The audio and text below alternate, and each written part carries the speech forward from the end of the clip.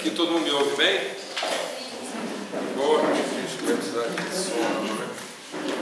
E nem vou usar a cadeira também não. E é muito bom estar aqui, é uma alegria, um privilégio rever tanta gente e estar num ambiente assim que a gente se sente totalmente parte, né? Parte da história, parte de tudo que tem acontecendo. Então é mesmo uma alegria, um privilégio. Para mim tem sido uma honra poder servir o pessoal da base e agora estar aqui junto com o grupo maior. Finalmente, eu acho que a última vez que eu tive com o grupo da Vinde aqui tem muito tempo, né? Muito tempo. Foi bem lá no comecinho, lá na Vasconcelos ainda. E acho que tem bastante tempo. Então, eu tinha saudade de estar com vocês, né? Lembrar um pouco da nossa história e da nossa trajetória juntos. Amém? É uma alegria. E Deus tem nos dado a graça assim, de compartilhar sobre algumas coisas que a gente está compartilhando nesses dias. E o que eu quero compartilhar com vocês aqui essa noite não é um sermão, não é uma mensagem, é muito mais assim abrir o coração mesmo com os irmãos em cima daquilo que é uma vivência, né? Aquilo que Deus tem colocado na nossa vida, aquilo que a gente tem compartilhado em casa, na família, com os amigos. E que é assim bem dentro de algo assim bem essencial, né, à nossa vida cristã. Eu quero compartilhar com vocês um texto da Palavra de Deus que é bastante conhecido,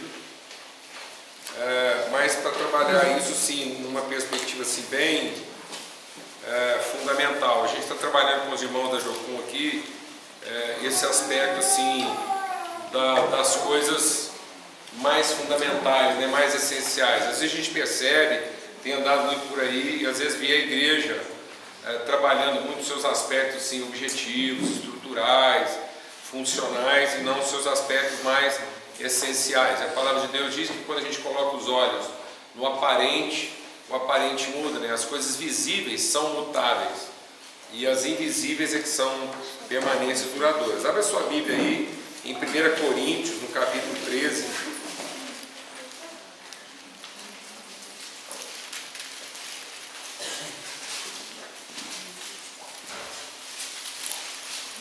Coríntios 13, e é um texto bastante conhecido.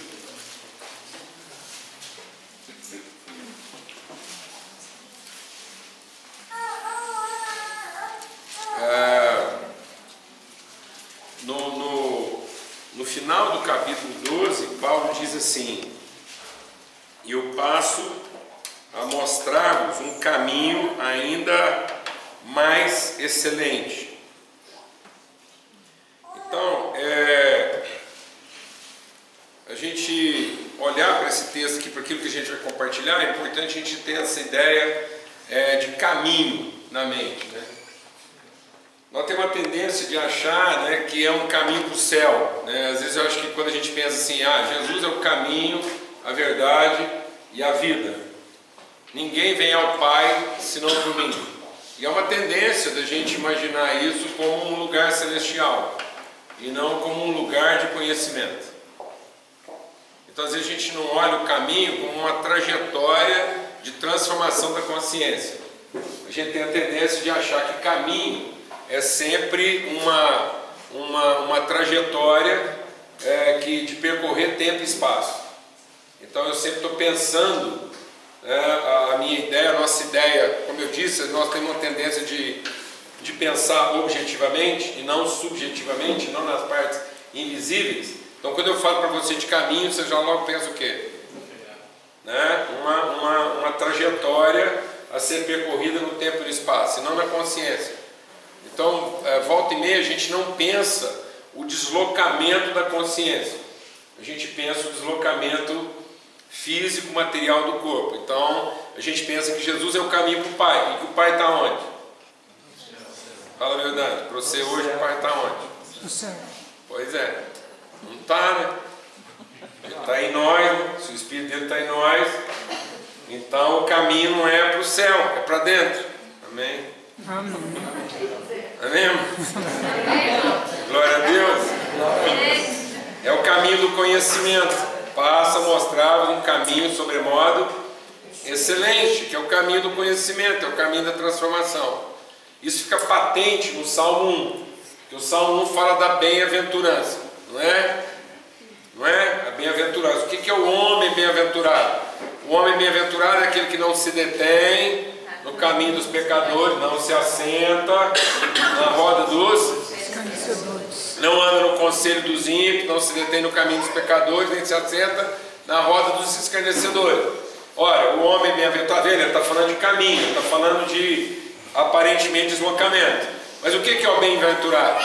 O homem bem-aventurado é como uma árvore plantada junto a ribeiros, que dá o seu fruto na estação própria, suas folhas nunca caem, tudo quanto ele fizer prosperará.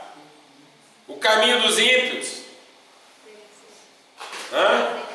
não é assim, perecerá, mas o caminho dos justos florescerá, prosperará. Então é curioso, porque o Salmo inteiro está falando da bem-aventurança de um caminho, e usa para falar de caminho uma árvore plantada. Então como é que eu quero falar de caminho, de bem-aventurança em percorrer o caminho, e a figura que eu estou usando é uma das coisas mais estáticas que a humanidade conhece, que é uma árvore plantada. Uma árvore plantada é uma coisa tão imóvel, amém? Que é um dos acidentes mais graves que a gente pode sofrer, é bater numa árvore. Bater numa árvore é pior do que bater num poste, ou pior do que bater num outro carro. Por quê? Porque a árvore não mexe. Então se você bater num poste, é provável que o poste quebre, e aí é uma absorção de movimento. Se você pegar dois carros trafegando a 100 km por hora e eles baterem de frente, dependendo do ângulo que eles baterem, você não vai ter uma soma, eles não vão bater a 200 por hora. Eles vão bater, e como ambos estão em movimento, eles vão absorver o movimento, aquilo vai dar um movimento, uma trajetória composta, e pode ser que eles vão bater, vão rodar, e você fala, poxa, os dois carros estavam a 100, ou seja, eles bateram a 200 por hora, e o cara estava a 80, e bateu numa árvore e ficou pior. Por quê? Porque que ele bate numa árvore, vai desacelerar de 80 a 0, então só a desaceleração vai fazer com que todos os órgãos dele choquem, o cérebro vai chocar na cabeça, o pulmão, o coração vai chocar nas costelas, então o dano vai ser maior do que às vezes um cara bater num outro automóvel 100 por hora, 200 por hora. Porque a árvore é estática. No entanto, a Bíblia usa a árvore para falar de quê? Que caminho? Qual o caminho que a árvore percorre? Qual o caminho que a árvore percorre? Você não sabe? Ela percorre o caminho da semente ao fruto. Glória a Deus. Amém. Amém? Ela percorre o caminho da origem ao seu propósito. Glória a Deus. Então ela cumpriu o seu destino. Então nem toda estrada é caminho. Glória a Deus. Amém. Amém? Só é caminho aquilo que leva ao meu destino. Então, o caminho que nos leva ao destino de Deus não nos leva ao céu, nos leva ao cumprimento da vontade de Deus na terra. Glória a Deus. Amém? Então não é bom estar querendo ir para o céu antes de completar a trajetória na terra. Amém? Posso ouvir um amém? Amém. Glória a Deus.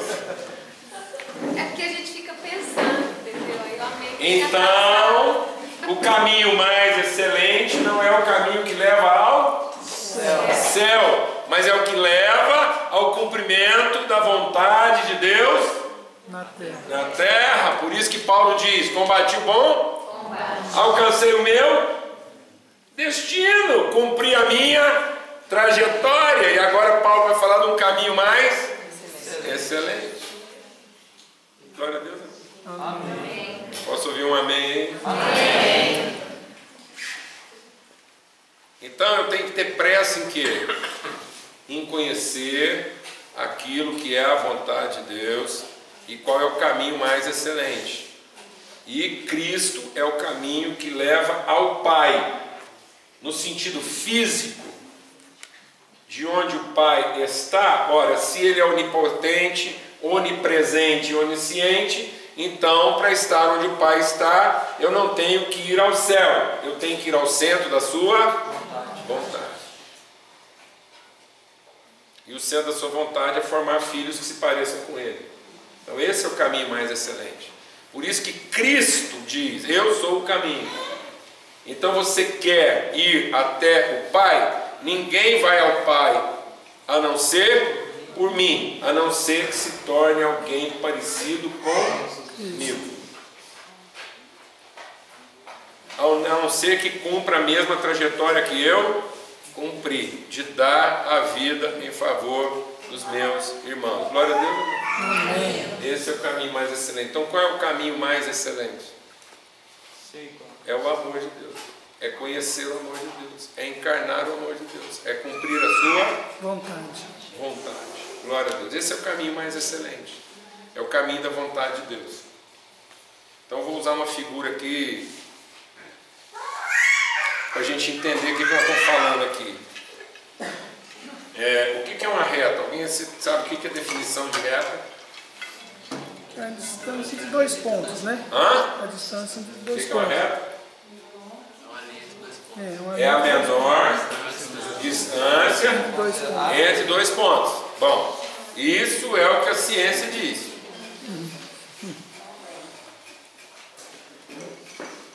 Mas espiritualmente falando, uma reta tanto pode ser a menor distância entre 2 pontos, como pode ser a maior distância entre 2 pontos.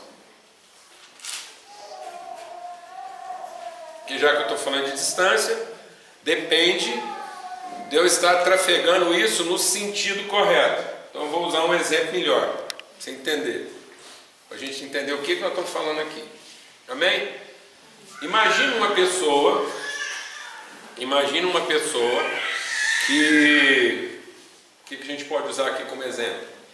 Imagina uma pessoa que o destino dela é Goiânia, então ela tem que fazer o caminho que liga Uberlândia a Goiânia. Então ele é de Uberlândia e o destino dele é chegar onde? Em Goiânia, beleza? Então existe uma reta. Imagina então uma reta ligando esses 2 pontos, entre Uberlândia e Goiânia. Imagina que isso fosse uma estrada reta. Bem no meio desse caminho, mais ou menos nesse caminho, está Morrinhos. Então imagina que um cara, o destino dele é Goiânia e ele já está no meio do caminho, ele está em Morrinhos. Amém? Amém. Beleza? Então é uma reta ABBA, Uberlândia, Goiânia, Goiânia, Uberlândia, e ele está em Morrinhos, que ele está a meio caminho do destino dele. Imagina que essa pessoa é o melhor motorista de carro que o mundo já viu. Competência. Beleza? Imagina que esse cara tem na mão dele o melhor automóvel que a ciência humana já pôde fabricar. Recurso. Imagina que ligando Uberlândia a Goiânia existe a melhor estrada que a ciência humana já foi capaz de produzir. Condições. Imagina que o carro dele tem lá um carro novo, revisado. Então, ele tem a competência, tem o recurso, é um carro zero, muito bom, revisado, tanque cheio, e ele tem uma estrada boa. Só que na hora que ele vai pegar a estrada, que ele já está a meio caminho do destino dele, em vez de ele pegar o sentido Uberlândia, Goiânia, ele pega o sentido Goiânia, Uberlândia. Os irmãos estão entendendo ou não? Isso quer dizer que quanto melhor motorista ele for, quanto melhor for o carro dele, e quanto melhor for a estrada, mais longe ele fica do seu destino. Glória a Deus, amém. Então não adianta ele ser a pessoa certa, ele ter o recurso certo, ele está no lugar certo, na hora certa, com a ferramenta certa e com as condições ideais. E não adianta ele se esforçar. Então muita gente às vezes está se sentindo frustrada com a sua própria vida, e alguém chega para ela e fala, não, é porque você está fazendo a coisa errada, não, é porque você está se esforçando pouco, não, é porque você está usando a ferramenta errada, ou porque você está no lugar errado. Não. Então eu vou te falar uma coisa, às vezes se ela estivesse no lugar errado, fosse a pessoa errada, fazendo a coisa errada, na hora errada, ele não estava indo tão longe do verdadeiro destino dele. Talvez o que está afastando ele mais rapidamente do destino é porque ele é a pessoa certa, com a ferramenta certa, no lugar certo, com as condições ideais, fazendo a coisa certa. Porque nem toda estrada é caminho, nem a estrada certa. Glória a Deus, não. Se eu estou percorrendo isso fora do seu verdadeiro propósito. Então muitas vezes eu posso estar frustrado com a minha própria vida e eu estou achando que essa frustração, essa dificuldade está em cima do comportamento, eu tento mudar o comportamento, está no meu endereço, eu tento mudar de endereço, está com as pessoas com quem eu estou fazendo isso e eu mudo de ambiente. Então eu mudo de ambiente, mudo de atividade, mudo de estratégia, mudo de metodologia, mudo as minhas práticas, me esforço um pouco mais, mudo de parceria, procuro alguém para me ajudar melhor do que a pessoa, e aí quanto mais eu me esforço, mais frustrado eu vou me sentindo. Por quê? Porque não são minhas práticas, são meus motivos. Amém? Amém. Não são minhas ações, são minhas motivações. Porque Deus não olha para a aparência, Deus olha para o coração. Então muitas vezes nós temos um Deus olhando uma direção e temos uma igreja olhando a direção oposta. Nós temos um Deus que está querendo ir aonde o homem está, e temos uma igreja querendo ir onde Deus está. E aí nós vamos estar percorrendo a mesma estrada em sentidos Contrários. opostos. Amém, irmão? E aí eu vou estar com as minhas atividades que são certas, mas muitas vezes estão com a motivação errada. Então Paulo está dizendo que há um caminho mais excelente. E aí ele começa a dizer que o caminho mais excelente é esse. E aí ele vai confrontar isso exatamente com coisas erradas? Não. Ele vai confrontar isso com coisas certas fora do seu propósito. Ele vai dizer assim, olha, eu vou mostrar para você um caminho mais excelente. Para você entender o caminho mais excelente, eu vou falar de todos os seus certos. Eu vou falar, por exemplo, que às vezes eu posso falar a língua dos homens e dos anjos. Eu posso ser uma pessoa que eu consigo me comunicar com o mundo espiritual e com o mundo natural. Eu entendo o que os anjos estão falando. Eu sou um cara, um poliglota espiritual. Eu falo variedade de línguas, eu falo variedade de línguas humanas, eu não tenho problema de comunicação. Eu domino bem isso. Eu transito bem no mundo espiritual e transito bem no mundo natural. E ele diz, e se eu não tiver amor, eu sou você um bronze que soa ou como um símbolo que retine.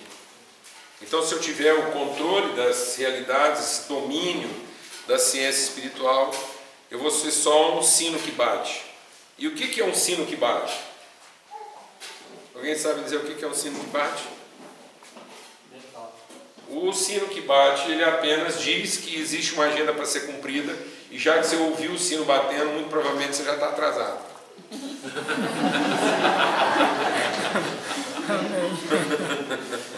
Amém? Porque se a gente estivesse no lugar certo, do jeito certo, da maneira certa, a gente não tinha escutado o sino batendo. Então, às vezes, nós estamos aqui nesse mundo só para dizer para as pessoas que elas estão no lugar certo, na hora certa, e nem estão fazendo a coisa certa. Às vezes o nosso conhecimento só está servindo para aumentar a ansiedade das pessoas. Está me entendendo isso ou não? E aí ele diz o quê? Ainda que eu tenha o dom de profetizar e conheça todos os mistérios e toda a ciência, ainda que eu tenha assim uma clarevidência, um academicismo, eu domino todos os assuntos, eu consigo discernir, saber os meandros, eu não tenho nenhum assunto misterioso demais para mim. Então, eu sou uma pessoa que tem clarevidência das coisas, eu tenho uma certa percepção, eu consigo antecipar. Sabe aquela coisa que você conhece gente desse jeito? Bem que o meu coração estava me falando. Não é isso? Você sabe isso? Tem gente que é assim. Tem gente que dificilmente ele vai se surpreender com a situação, porque ele consegue olhar para as pessoas e para as situações e ele tem uma certa percepção. E a Bíblia diz o seguinte: mas se eu não tiver amor, isso também eu não vou ser nada. E ele diz: eu posso ter tamanha fé a ponto de transportar os montes. Eu posso ser um cara tão dominado de fé que não tem problema grande demais para mim. Eu consigo dar ordem para as coisas, eu consigo estar numa situação e dizer: olha, é por aqui, e arreda Satanás, e eu consigo ter esse controle sobre as situações. Então eu tenho o controle da comunicação, eu tenho o controle do conhecimento e eu tenho o controle das situações. E a Bíblia diz: mas se eu não tiver amor, nada disso tem proveito, eu também não vou ser nada. E ainda que eu distribua todos os meus bens entre os pobres, e ainda que eu entregue o meu próprio corpo para ser queimado, se não tiver amor, nada disso aproveitará. Então eu posso ser essa pessoa que todo mundo olha para mim, eu sou aquele cara que é símbolo de resignação. Não, aquele cara é despojado, ele é muito simples, ele não se sente dono de nada, tudo que ele tem é dos outros. Mas às vezes a pessoa é desse jeito simplesmente porque ele não tem apego mesmo. Ele é um desapegado, aquilo para ele não significa muita coisa. Mas o desapego dele não traduz o amor que ele tem pelas pessoas, traduz apenas o desinteresse que ele tem pelas coisas. Às vezes eu sou uma pessoa desinteressada de coisas, mas isso não quer dizer que eu seja interessado em pessoas. Amém, amado? Amém. Às vezes eu posso ter muito conhecimento, mas isso não quer dizer que eu conheça pessoas. Amém? Às vezes eu tenho muita fé, mas isso não quer dizer que a minha fé está colaborando com as pessoas. Então pode ser que a minha fé resolva os meus problemas, mas não resolva as questões de significado e identidade das pessoas. Resolve os meus problemas. Não tem monte para mim, não tem impedimento para mim, não tem obstáculo. Minha fé não conhece obstáculos. Eu sou uma pessoa determinada, e se eu disser que é por aqui que vai ser. Mas isso não quer dizer que as minhas relações são bem-sucedidas. Então, às vezes eu trafego no mundo espiritual com toda tranquilidade, eu trafego no mundo do conhecimento com toda tranquilidade, eu trafego no meio de situações difíceis com toda tranquilidade, e eu não sinto a falta de coisa alguma. Então, eu tenho hoje, também não tenho amanhã, está tudo certo. Mas isso não quer dizer que a estrada que eu estou percorrendo seja necessariamente um caminho. Isso não quer dizer que por mais que as coisas estão funcionando bem, por mais que eu sou a pessoa que tem o domínio da situação, tem o domínio do conhecimento, tem o domínio das realidades espirituais, tenha uma certa eficiência, um poder contundente, ninguém pode questionar meu poder, ninguém pode questionar meu conhecimento, mas isso não quer dizer que eu estou alcançando o meu verdadeiro destino. Porque qual é o meu verdadeiro destino? Manifestar as virtudes de Deus. Ele nos tirou das trevas para a sua maravilhosa luz, a fim de que nós pudéssemos manifestar as suas virtudes. Glória a Deus. Amém? Amém. Glória a Deus. E aí ele fala então agora eu vou mostrar o caminho. Porque ele diz: olha, sem amor, se não há amor, se o amor não está sendo trabalhado na sua vida, porque às vezes, amado, a gente está trabalhando tudo na nossa vida: poder, estabilidade, domínio. Amém? Às vezes eu estou me tornando, as minhas experiências com Jesus são positivas, mas elas não estão transformando as minhas relações. Eu sou uma pessoa positivamente ajustada. Então é muito comum você encontrar pessoas que são positivamente ajustadas e são péssimas de relacionamento. Porque quanto mais ajustadas elas vão se tornando, mais exigentes também elas se tornam. Quem sabe aqui o que eu estou falando? Mais controladoras, mais dominadoras, mais exigentes. Eu até tenho feito uma pergunta que gostaria de fazer para vocês também, vocês reflitam sobre isso. Na medida que uma pessoa vai ficando mais velha ou vai amadurecendo, ela deveria se tornar mais o quê? Mais fácil de ser tratada e não mais difícil, amém? Amém? Não é? Então a pessoa mais velha, ela podia estar num ambiente para escutar qualquer tipo de música, glória a Deus. Amém? Uma pessoa mais madura, ela podia estar num ambiente que podia estar acontecendo qualquer tipo de coisa, porque ela amadureceu e agora é importante para ela são as pessoas.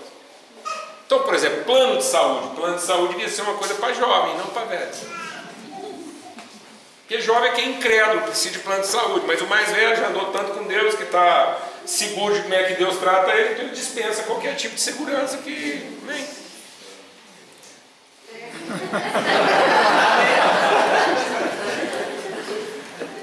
Não é? Aposentadoria tinha que ser para jovem. Porque jovem que tem essas inseguranças de dinheiro e tal, mas a pessoa mais madura não tem mais esse tipo de preocupação. Ele já conhece Deus o suficiente para saber que Deus vai cuidar dele, então ele dispensa de segurança do dinheiro. Glória a Deus. Posso ouvir um amém, mano? Então, tá vendo? Há um risco da gente estar ficando velho sem ficar o quê? Maduro. Porque parece que quanto mais velho a gente está ficando, mais inseguro a gente fica, mais exigente a gente fica, mais chato a gente fica, mais implicante a gente fica. Sim ou não? Sim. Então nós estamos percorrendo uma estrada que não está virando o quê? Caminho. Porque a gente deveria amar tantas pessoas que qualquer ambiente estava bom, com qualquer tanto a gente vivia. E doente ou sadio, está tudo certo. Aliás, quanto mais doente eu ficava, mais perto eu sabia que eu estou do meu destino, então está tudo certo. Então um crente maduro, ele ia falar, não, eu prefiro ter seguro, porque se eu ficar doente muito grave, vocês não vão ter dinheiro para tratar de mim, eu chego ao meu destino mais rápido. Mas se vocês tiverem dinheiro, vocês vão ficar lá tentando me salvar, vocês vão atrasar a minha chegada. Glória a Deus, amém. Amém. Porque parece que Deus é o Pai que todo mundo ama, mas nunca quer encontrar. Não é? Ah, Jesus. Aí ele vai falar do que é o caminho. E ele diz o quê? Esse caminho é o caminho da maturidade. É o caminho da libertação. É o caminho que deixa as outras pessoas livres das nossas expectativas. Glória a Deus. Aleluia. Ninguém tem que ficar mais escravizado a me atender, porque eu percorri o caminho, eu cheguei ao destino, eu estou parecido com meu pai agora. Eu estou cumprindo o propósito. E o propósito qual é? Não é que eu vivesse uma vida. Não, o propósito é que eu amadurecesse. Beleza, eu vou distribuir os bens, mas porque eu amo. Eu vou usar minha fé, vou remover montanhas, mas geralmente eu não vou remover montanhas porque o caminho fica mais fácil para quem? Para mim, mas para os outros, porque eu mesmo não teria problema de atravessar a montanha. Mas eu vejo que a montanha agora não é problema para quem? Para mim, é para os outros, velho. Glória a Deus. Amém, irmãos? Amém. Aleluia. Então ele diz assim: o amor é paciente, o amor é benigno, o amor não arde em ciúmes, o amor não se ufana, não se vangloria, o amor não se ensoberbece, o amor não se conduz inconvenientemente, o amor não procura seus próprios interesses. Esse é o caminho. O caminho de uma pessoa que quanto mais ela vai caminhando com Deus, cada vez mais ela está à procura dos seus próprios interesses. Cada vez mais ela se irrita menos. Amém, amado? Posso ouvir um amém? Amém. Glória a Deus. Cada vez mais ela exige que as situações estejam do jeito que ela gosta. Porque ela aprendeu a paciência. Então são virtudes o quê? Subjetivas. Então a fé esse caminho deveria nos levar a um condicionamento cada vez menor da situação, das condições, dos métodos, das estruturas. Porque eu estou preparado para viver em qualquer ambiente, porque o meu interesse agora maior se tornou o quê? As pessoas, o amor por elas. Se eu batesse um papo com Deus de meia hora, ele me levaria para o céu. Porque lá é vou ter tudo aquilo que a gente está querendo encontrar aqui na Terra. Não é aqui. Agora, por que a gente está aqui? Porque Deus esqueceu de levar a gente? Ou porque nós ficamos fazendo campanha de cura para não precisar ir para o céu? Não, todo crente. Qual é a melhor notícia que um crente podia receber na vida? Vai Filho morrer. de Deus. Que ele está com uma doença terminal, amém? Você vai no médico.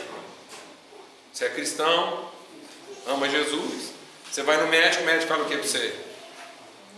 Só tem uma semana. Você fala, puxa Deus, Glória a Deus. senão eu devo ter terminado em casa, daqui uma semana, estou em casa. Glória a Deus. Glória a Deus. Glória a Deus.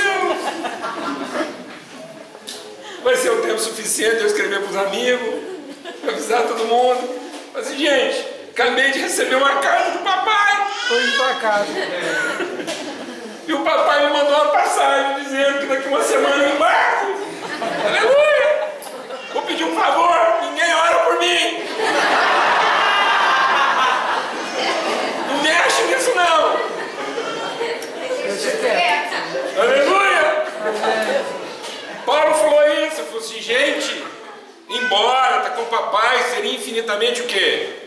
Melhor, mas eu estou aguentando essa bagaceira aqui, não é para resolver o meu problema. É porque eu amo vocês, eu quero cumprir essa trajetória. Enquanto eu não entregar a última coisa que eu tenho para entregar para vocês, eu não posso ir embora.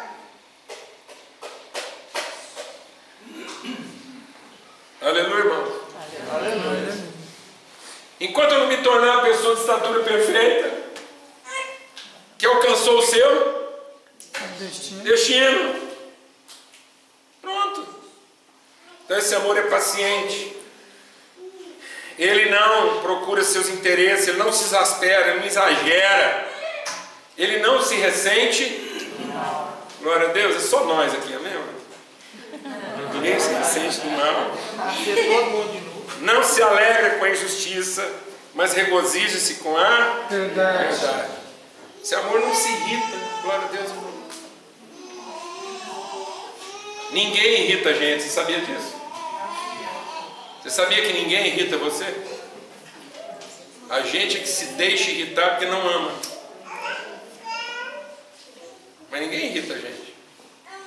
A gente que por não amar se deixa irritar. Porque quando uma pessoa faz uma coisa muito errada, a gente não tinha que ficar irritado. A gente tinha que ficar triste. Por quem? Por ela. Por ela. A gente tinha que chorar por quem? Por ela. Por ela. Sim ou não? Amém. Esse é o caminho. Por que a gente ainda chora pela gente? Por que a gente ainda se irrita? Que não ama. Por que a gente ainda acha que algumas coisas são o quê? Insuportáveis. Se o amor tudo suporta. Então o amor tudo suporta. Tudo sofre. Por que algumas coisas a gente acha que não dá para sofrer? Por que algumas coisas na nossa vida são inadmissíveis? Porque a gente não ama as pessoas envolvidas naquele problema. A gente não entende que aquele problema era para nos levar a conhecer o drama das pessoas e não para ficar ofendido por ele. Então a gente não quer percorrer esse caminho. Então hoje em dia há uma vitimização na igreja. Os crentes hoje é tudo vítima. Vítima do mundo, vítima de uma igreja ruim, vítima de um trabalho que não presta.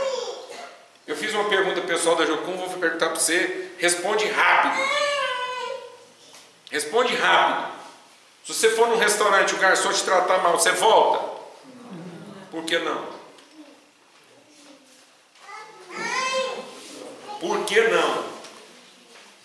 Eu vou te falar por que a gente não volta num restaurante que o garçom tratou a gente mal. Porque ele não é nosso irmão.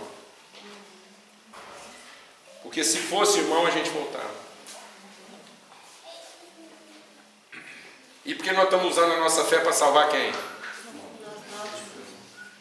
Nós estamos usando a nossa profecia para salvar quem? Ah, não é mesmo? Nós estamos usando o nosso conhecimento para salvar quem? A gente tem compartilhado essas coisas com os irmãos. Por exemplo, lá na minha paróquia, lá na minha congregação, pregação, não prego mais salvação para crente. Para crente agora eu só prego perdição. Eu só prego perdição agora. Porque a Bíblia diz que aquele que está pensando em se salvar, perder-se-á. Mas aquele que por amor de mim se perder, salvar-se-á. Então o cristão não tem que saber como salvar. O cristão tem que saber como que é. Se perdeu, é glória a Deus. Você ficou amém? Amém. O nosso caminho é um caminho onde a gente se perde para salvar quem? O outro. Esse é o caminho mais excelente. Não é o caminho que me leva ao céu. É o caminho que me leva às partes mais baixas da terra. Tende em vós o mesmo sentimento que houve também em Cristo Jesus, que tendo conhecimento de Deus, não tomou isso como sendo o seu direito de posse. Ele não quis essa condição, mas ele preferiu descer às partes mais baixas da terra. Então é esse o sentimento que a gente tem que ter. Um amor e um caminho que nos leva à distância do direito e à proximidade do sacrifício. Esse é o caminho. Amém? Amém. Que é o caminho do amor.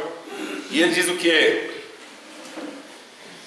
Porque havendo profecias, passarão, havendo línguas, cessarão, havendo ciência, passará.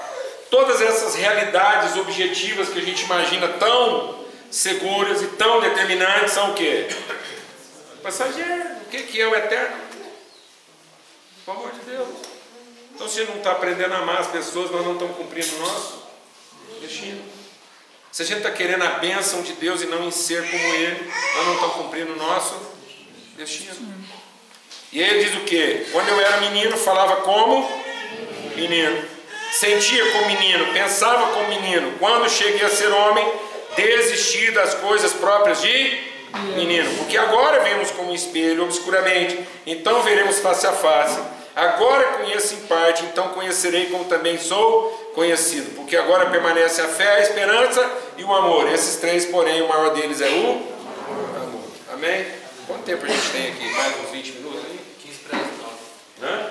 15 para as 9. É? Então vamos andar rápido aqui para dar tempo.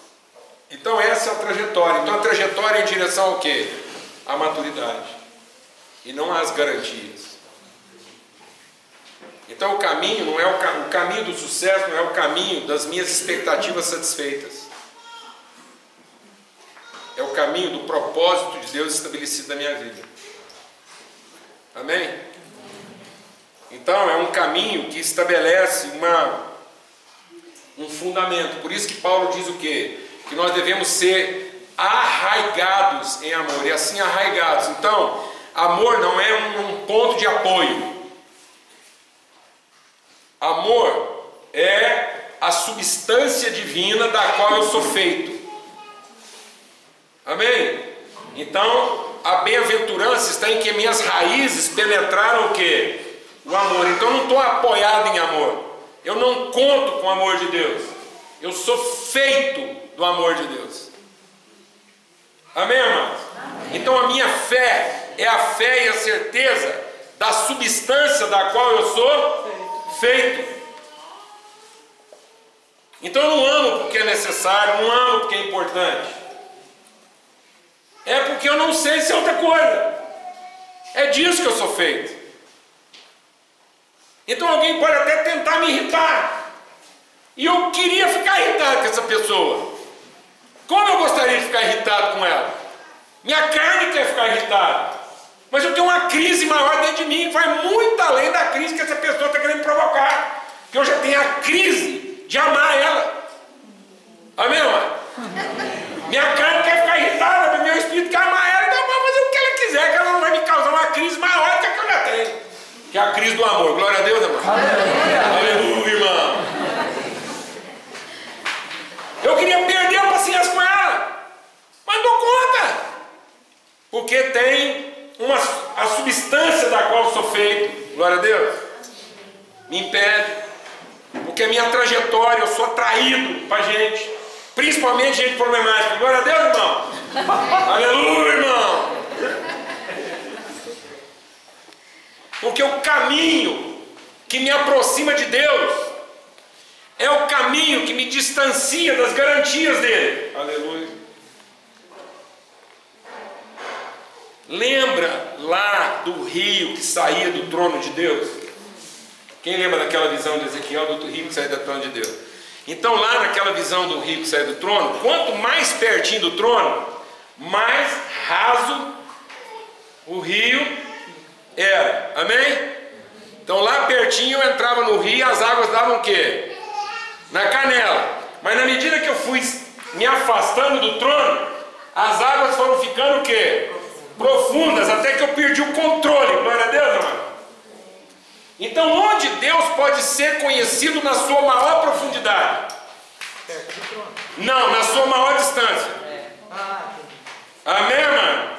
Então quanto mais pertinho de Deus, mais eu estou procurando as minhas garantias.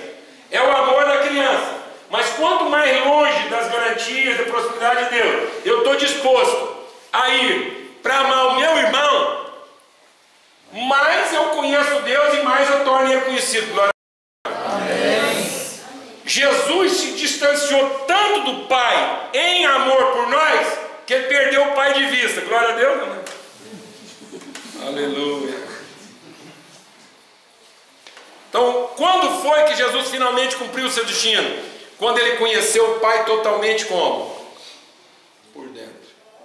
E quando ele conheceu o Pai por dentro, ele não conseguia mais ver o Pai por fora. Porque ele disse o quê? Pai, por que me desamparaste? Deus não tinha desamparado ele. Deus agora estava transformando ele em alguém perfeitamente igual a ele. Glória a Deus, amém. Aleluia, irmão. Agora o próprio filho, porque a Bíblia diz, mesmo sendo filho, ele aprendeu a obediência nas coisas que sofreu. Então Jesus, por amor de nós, foi tão longe de Deus, a ponto de não ver Deus mais por fora. Agora Deus só poderia ser visto por dentro. Deus não era mais visto ajudando ele, fazendo alguma coisa por ele. Agora Deus era visto nele, na forma como ele dava a vida pelos seus irmãos. Esse é o caminho. Amém. Esse é o caminho. Não é o caminho das minhas garantias, não é o caminho das minhas expectativas satisfeitas, não é o caminho do meu desejo satisfeito. É o caminho da vontade de Deus sendo cumprida na medida em que ele me torna alguém como ele. Amém? Amém. Então agora eu entendo que esse caminho tem uma referência, um absoluto. Qual é esse absoluto? O amor de Deus. O amor é um absoluto. O amor é a minha referência absoluta, é a semente da qual fui gerado. E essa semente é incorruptível. Então eu não conto com o que o amor vai fazer por mim. Eu tenho certeza do que o amor vai fazer de mim e através de mim.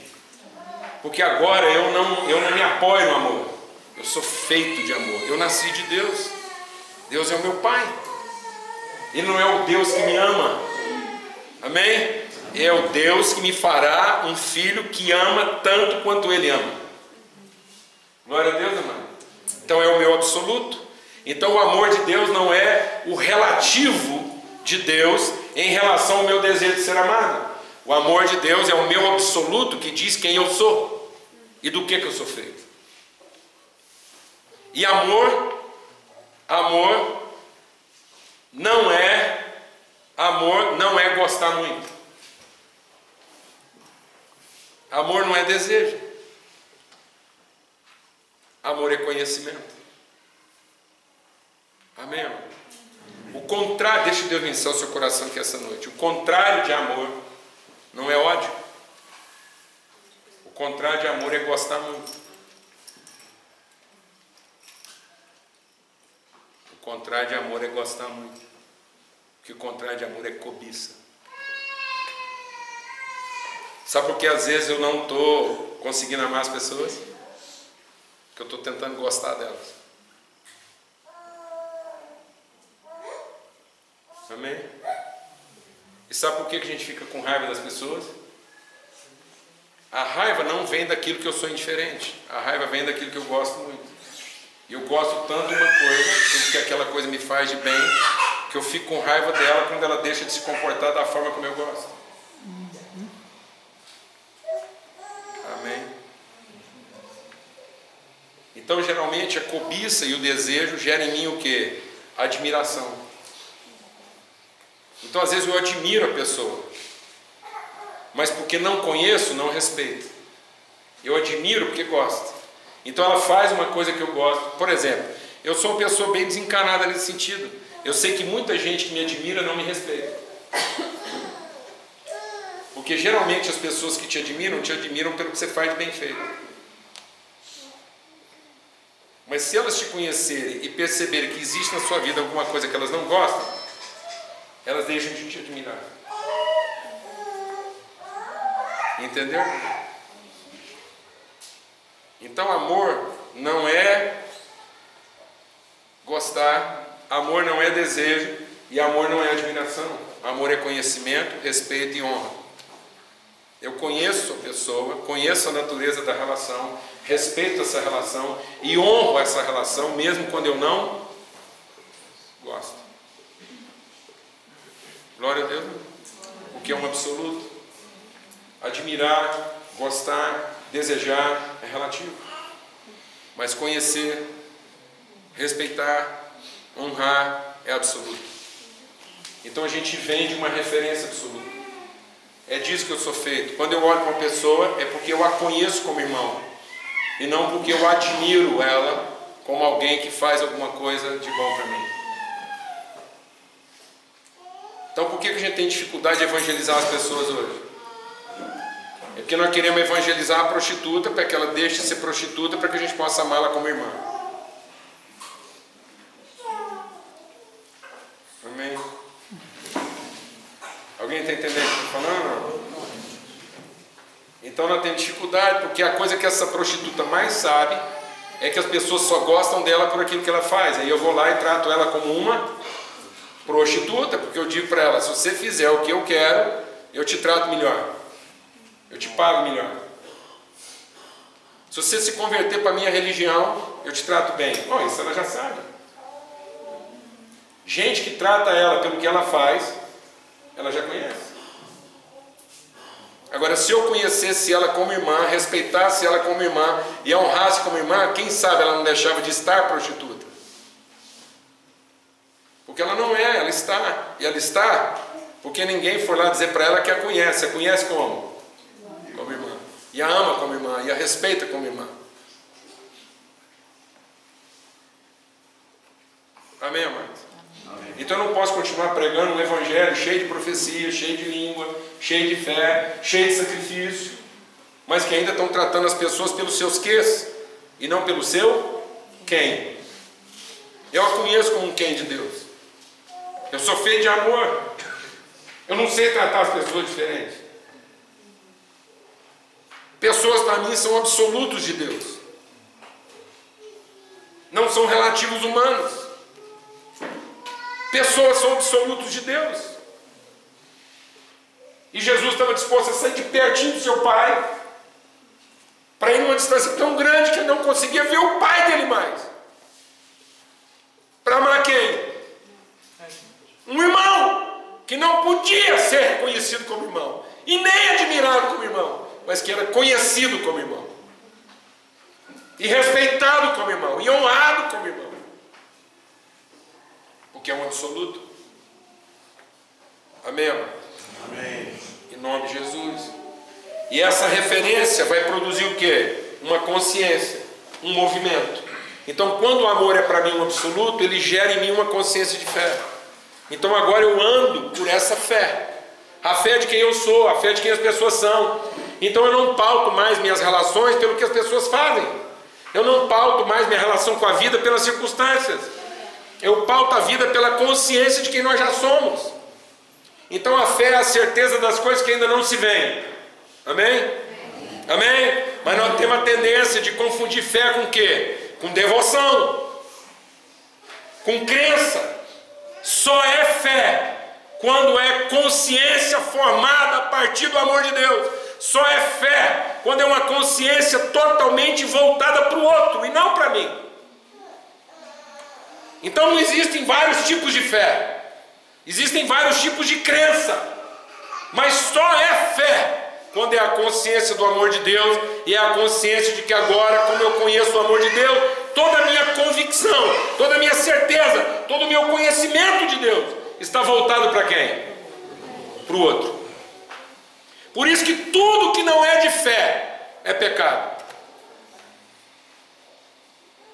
Cantar música para Deus, achando que se eu cantar muito para Ele, Ele vai me tratar melhor, é pecado, porque não é fé, é crença. Rezar, achando que de tanto eu rezar, Deus vai me dar o que eu quero, é pecado, porque eu estou dizendo que Deus é corrupto. Aceita propina. Achar que Deus trata melhor quem se comporta bem, trata pior quem se comporta mal, é achar que Deus é corrupto, que nós é que pautamos o comportamento de Deus. Isso não é fé? Isso é o quê? Crença. Então agora eu vou citar um texto e ver se você tem fé ou crença. A fé é a certeza das coisas que não se veem e a firme convicção das coisas que se esperam. Quando você ouve esse texto, seja honesto. Você está pensando naquilo que você ainda não tem e espera receber? Ou aquilo que você já tem e pode oferecer? Então quando eu estou falando a fé é a certeza das coisas que não se veem, eu estou pensando no quê? Eu uso esse texto, a fé é a certeza das coisas que não se veem, para falar de quê? De carro, de casa, de emprego, da igreja que eu sonhei. Ou eu uso isso para falar assim, ó, é o seguinte, se eu estou nesse embrulho e você é a pessoa chata que eu estou percebendo que você é, eu tenho fé que eu vou dar conta de ser paciente o tanto que você precisa. Amém? Então a fé é para receber ou a fé é para oferecer? Então a fé é a certeza das coisas que ainda não se veem. Onde estão essas coisas? A fé é a certeza que, sendo eu filho de Deus, estando enraizado em amor, não existe para mim problema errado. Glória a Deus. Eu não tenho que me vitimizar. O problema que eu estou enfrentando, a pessoa que está na minha frente, ela não tinha que estar aborrecendo eu. Outro, era eu mesmo. Glória a Deus, amém? Amém? Esse estupiço que está na minha frente, essa mala sem alça, esse jacu que está na minha frente, não tinha que estar tentando irritar o outro, prejudicando o outro, traindo o outro, fazendo nada com o outro. Era comigo mesmo. Glória a Deus. Porque se ele está na minha frente, no meu horário, no meu caminho, qual é a fé que eu tenho? É que eu sou o irmão que ele precisa. Glória a Deus. Amém? Mas o que tem sido a nossa crença? Eu não estou gostando dessa mulherzinha, não. Eu vou entregar ela para Deus. Vou fazer uma campanha. Ou Deus me arruma outra, ou muda essa. Está entendendo o que eu estou falando? Então a gente fica fazendo umas campanhas de oração para ver se Deus finalmente, depois de muita campanha, nos dá o marido que a gente merece, a mulher que a gente merece, os filhos que a gente merece, o sonho. Quem está entendendo o que eu estou falando? Então a fé é a certeza das coisas que não se veem e a firme convicção das coisas que se esperam. Então a fé é que no fim eu vou ter o marido que eu sonhei, vou ter a mulher que eu sonhei, vou ter os filhos que eu sonhei, vou ter a igreja que eu sonhei. Quem está entendendo o que eu estou falando aqui? Isso não é fé, irmão, isso é crença. A fé é o seguinte, apesar dessa mulher não ser a que eu sonhei, eu vou conseguir ser o marido que ela precisa. Glória a Deus, irmão. Porque a fé é a certeza das coisas que ainda não se veem. Aleluia, irmão. Aleluia. Fé é a certeza de que esse marido ainda não é, nunca, ele não é o que eu sonhei. Às vezes as pessoas chegam lá para mim e falam assim, pastor, meu marido mudou. Eu falo, não mudou não, irmão, parou de mentir. Agora está se sentindo seguro para não mentir mais. Resolveu entregar do jeito que está. Chupa essa manga. Alguém está entendendo o que eu estou falando aqui ou não? Então, uma referência vai gerar uma consciência. E uma consciência vai se transformar numa cultura. Então eu tenho uma referência de amor, tenho uma consciência de fé. Isso gera uma cultura de quê? Esperança. Isso vai gerar um ambiente entre nós onde ninguém desespera, ninguém desanima, ninguém desaponta. Porque essa referência de amor e essa consciência de fé liberta todo mundo das suas expectativas.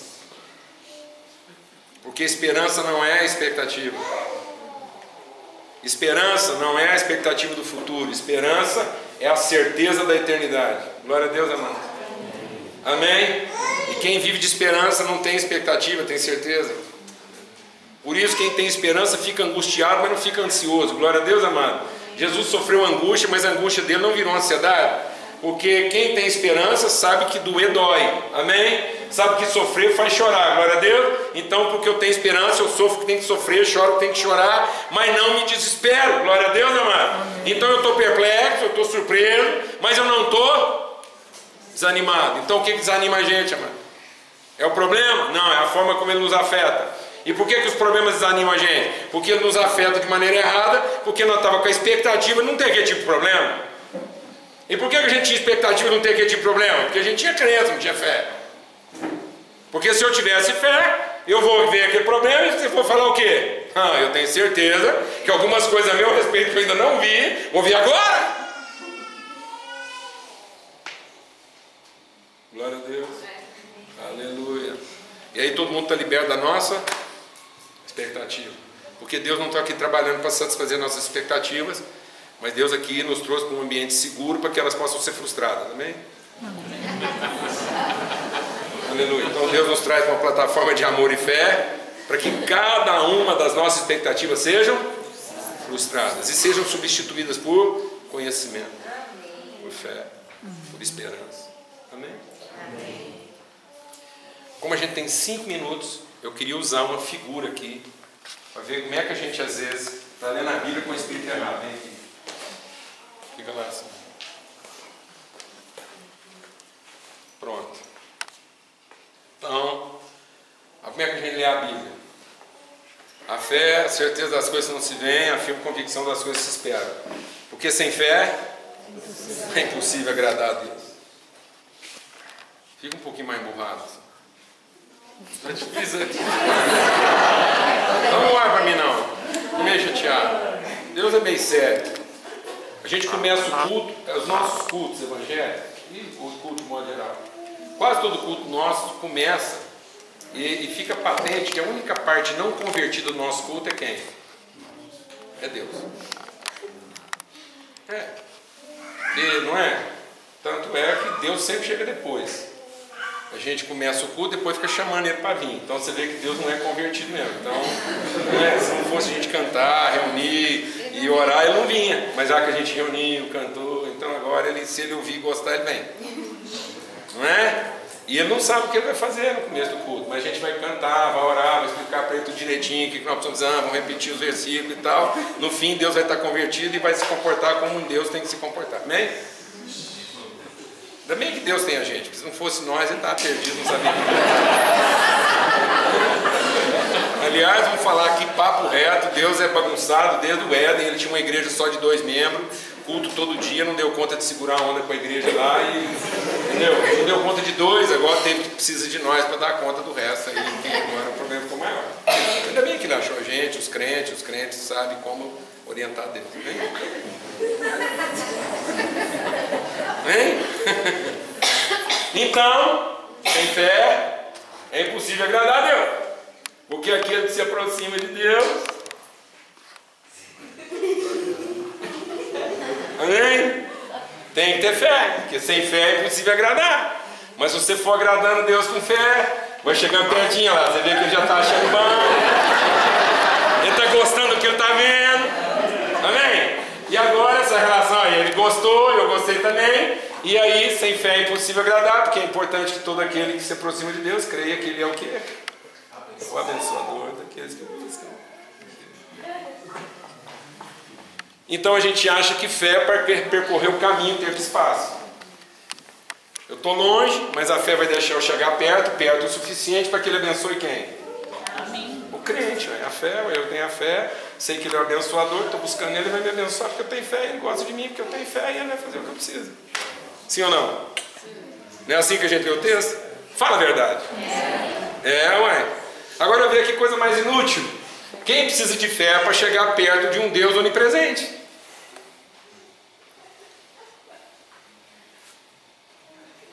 Sabe qual é o azar do diabo? É porque a coisa que ele mais queria era Deus longe, ele não consegue, porque até do diabo Deus está perto, porque tudo que o diabo queria, o sonho de consumo dele, ele conseguia esconder o suficiente para fazer alguma coisa onde Deus não estava perto. Mas ele é onipresente. Coisa mais inútil é achar que a fé é só para chegar ao quê? Perto. Ou que eu preciso de fé para me explicar, sendo que ele é o quê? Onisciente. E Jesus falou assim, não perca seu tempo explicando para Deus o que ele já sabe. Porque se for só para explicar o que você precisa, ele já sabia disso muito antes de você explicar. Amém? Amém. Então eu vou te fazer uma pergunta. Responde rápido. Imagina que nós estamos terminando o culto aqui agora, quase pontualmente, e Deus vai atender para consulta ali no final da reunião, né? Então, vou avisar para vocês que vai ter uma mesinha ali, a Trindade vai estar sentada lá. Deus mesmo, Pai, Filho e Espírito Santo. Então vamos chegar lá, tem uma mesinha, a Trindade está lá sentada, vai receber todo mundo, um a um, para não ter vexame, não ter carteirada, bolsada, e ninguém querendo furando fila, dando carteirada uns nos outros. Os anjos vão estar lá organizando a fila para ficar tudo bonitinho. Então, entendeu? Os mais velhos por último, porque eles têm mais paciência, glória a Deus. Então, glória a Deus, amado. Aleluia. Então Deus vai atender. E como ele vai montar a fila para não ficar bagunçado, os anjos vão passar entregando uma folha em branco e uma caneta para todo mundo. Seja honesto. Nós vamos receber uma folha em branco para ter meia hora com Deus. Deus vai dar meia hora de atendimento para todo mundo aqui hoje. Você vai falar com Deus pessoalmente, assim. Ele de lá, você de cá. E ele vai dar uma folha em branco e uma caneta para todo mundo. Como é que você acha que essas folhas em branco vão chegar lá na mesa de Deus? Totalmente escrito, porque no tempo que você está na fila, você quer anotar tudo aquilo que você quer falar com Deus, não quer esquecer nada. Ou as folhas vão chegar totalmente em branco, porque já que você vai ter só meia hora, você quer anotar tudo que ele tem para falar com você.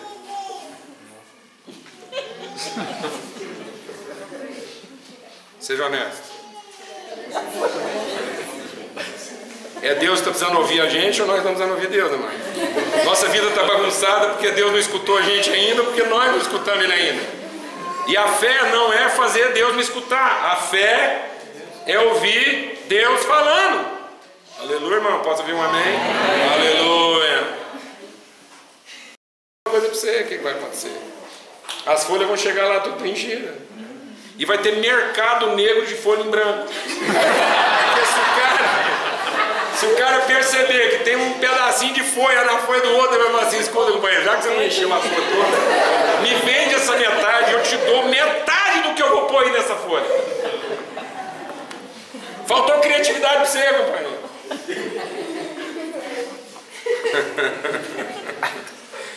Deus tenha misericórdia de nós. Amém. O evangelho que nós estamos escutando é demônio que está ensinando.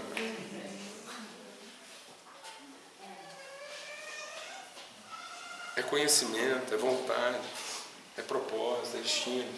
Oh Deus, não queria te mandar não, mas por favor. Mas eu estou tão acostumado. Então é o seguinte. Então, quando a palavra de Deus está falando aquilo que se aproxima, não está falando tempo e distância, está falando conhecimento. Sem fé é impossível ter uma relação agradável com Deus. Porque fé é uma consciência transformada pelo conhecimento da sua vontade. A vontade de Deus é que eu ame tanto quanto Ele ama. Então aquele que quiser ser próximo de quem Deus é, só consegue ser próximo de quem Deus é pela fé. A fé de que eu sou feito com a mesma substância dele, porque as promessas dele são para que eu seja participante da sua natureza. Amém, amado? Então Deus é amor, eu sou feito de amor, essa é a minha fé. Apesar de muita gente ainda não estar vendo isso, apesar de eu mesmo não estar vendo isso, mas é disso que eu sou feito. Eu sou gerado de uma semente incorruptível. Então a fé me torna alguém próximo de quem Deus é. E o conhecimento de quem Deus é que Ele é abençoador de todos os que o buscam. Então, se Deus, o meu Pai, é abençoador de todos os que o buscam, e a fé é o conhecimento de quem Ele é, então eu sou abençoador de todos aqueles que me buscam. Amém. Então o verdadeiro Filho de Deus, que está próximo de Deus, não está ocupado em ser abençoado pelo Pai, mas está ocupado em deixar uma relação perto de Deus para ter uma relação próxima de Deus, de quem Deus é, se tornando abençoador daqueles que o buscam. De modo que quem vê um filho de Deus abençoando aqueles que o buscam, vê o Pai que o enviou. Amém. Então a fé não é para que eu chegue perto como quem quer ser abençoado. A fé é para que eu me torne alguém semelhante e aceite não estar tão perto para poder ser na vida de outro aquilo que ele tem sido na minha. Amém. Abençoado. Glória a Deus. Amém? Amém. Vamos ter uma palavra de oração. Em nome de Jesus. Nós não somos a família dos abençoados, nós somos a família dos abençoados. Porque a fé nos torna próximos de quem é nosso Pai. Porque a gente vai ficando muito parecido com Ele. Daqui a pouco alguém vai olhar na nossa vida, vai ver a gente abençoando alguém e vai falar assim: rapaz, você é filho de Deus. Você é filho de Deus. E aí você vai dizer para ele assim: por que você está perguntando? Fala: rapaz, por que você é tão parecido com ele?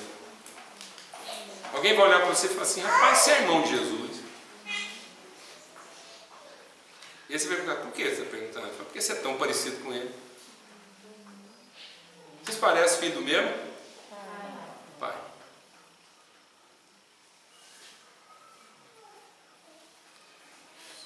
Amém.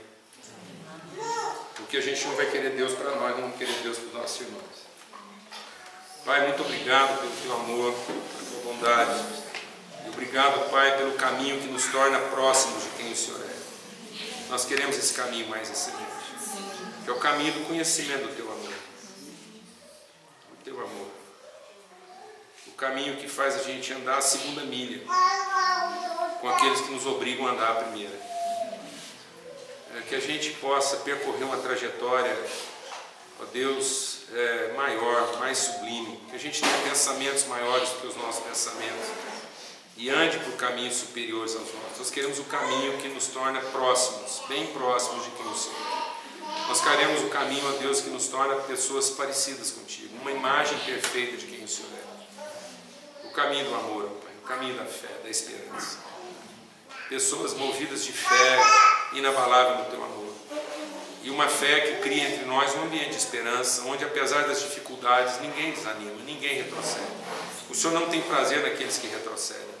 Então nós não retrocedemos, nós não recuamos. E ó Deus, essa fé move em nós a certeza de que nós vamos ver as coisas que ainda não são vistas a nosso respeito. Nós temos a convicção, ó Pai, e a esperança de que elas vão aparecer. Porque elas já estão em nós. A semente do Senhor está em nós. Nós fomos gerados de uma semente que não se corrompe e ela vai cumprir aquilo que o Senhor começou em nós, o Senhor vai terminar. Em nome de Cristo Jesus. Pelo sangue do Cordeiro, Pai. Amém. Bênção mais, privilégio.